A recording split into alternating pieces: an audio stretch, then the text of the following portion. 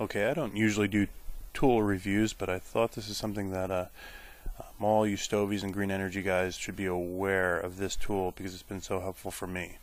And what it is a Harbor Freight number 5907 30-inch shear, press brake, and slip roll. It's an all-in-one, I think they call it as well. And there's a front and rear view, and I'm just going to run through some of its features and let your imaginations figure out what you can do with this. And I'll just demonstrate what I've made, which is, you know, stoves. You look through my channel, I use it for almost everything, and some pretty amateurish stuff like what you're seeing there with that wind turbine, all kind of cobbled together. But lots of ideas you guys can come up with of what it can do. So anyway, there you're seeing the shear in the bottom and the press brake in the middle, and on the top it has a slip roll. That knob I'm turning right there adjusts the radius of the circle that you want to roll, and the knob that I'm touching now is for material thickness. You can tighten all the way down or go up to about 18 gauge steel, maybe even thicker with the roll. Over there, I don't use it, but that black knob, that allows you to release the top roller and slide things on or off, and those grooves allow you to roll rings out of up to 1/4 inch round stock. There's a guide that I'm sliding back and forth. It can be flipped upside down, which can also be used for either the shear or the press brake. And then those two magnets there, I'm just going to show you. This is a little cheat that I do. I put those on the back of the press brake, a little V-block, long V-block, and that allows me to make neat little, as a little stop, so I can make nice neat little bends, which you'll see repeatedly on there. And you see the vertical lines? Those are fingers. So each one of those fingers can be removed. That way you can make pans and boxes and all kinds of things, as you can imagine. And there's a piece of expanded steel being fed into the slip roll. It's good to give it a little bend up there so it makes it around.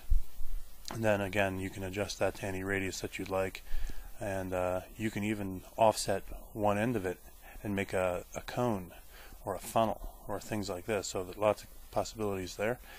On the bottom there I am feeding a piece of expanded steel to the shear. You see that black bar that runs across? That hits it first, steadies it, and then you get a nice clean cut. These are necessary materials, I believe. Ruler, 2 sheetrock screws, Sharpie, and 2 magnetic blocks. See those lines in the front there? They're not exactly parallel with that blade, so they're probably supposed to be. So what I do is I take those 2 sheetrock screws, put them under the guide. That way I can fit the ruler in, and then I can measure off whatever depth I want to cut. And this is very accurate. This is the way to go, I've found. And off camera I actually put a 4th little dot on there, and that way I can demonstrate how I use it. So I slide up that piece of sheet metal right up to the 2 lines and give it a cut, and that way I know I'm parallel with the blade. So that's 3 inches. I measured it with the calipers and I was off by about 5/1000ths of an inch, so it is fairly accurate. Now here I'm showing you the same thing. Screws are under the guide to hold it up, and I just make an angle with the ruler there and use the magnetic block. Magnetic blocks are very helpful, I've found. You can just repeat an angle over and over again. Again, you can slide a protractor and all kinds of things in there, make it a little easier for yourself.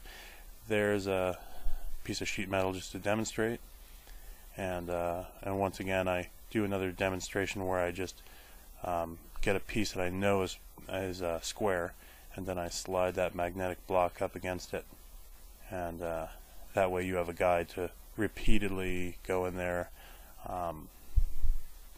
square. So that's just food for thought for you. Let's see. Now the other tool, very important. I know money doesn't grow on trees. This is a number 45690 240 volt spot welder, also from Harbor Freight. And then at this point I'm going to go ahead and that's it for those tools, and the rest of the video is dedicated to Trying Too Hard, YouTube member Trying Too Hard. He asked about my dog, and so if you're not interested in this you might want to turn off now, but this is Tink. She is now 10 months old today. That was her as a puppy. She is an adolescent. that's today. Very cold out. So thanks for watching, and here she is barking. Stay. Kick. Bye-bye.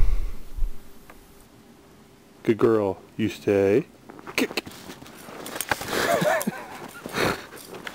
Hey.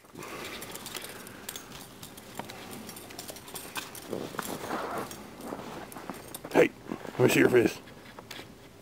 Oh, you want the kick, huh? Sit. Sit. Hey, get down. Sit. Hey, sit. Tink. Sit.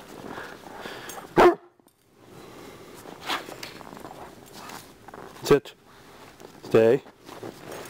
Whoa. Hey.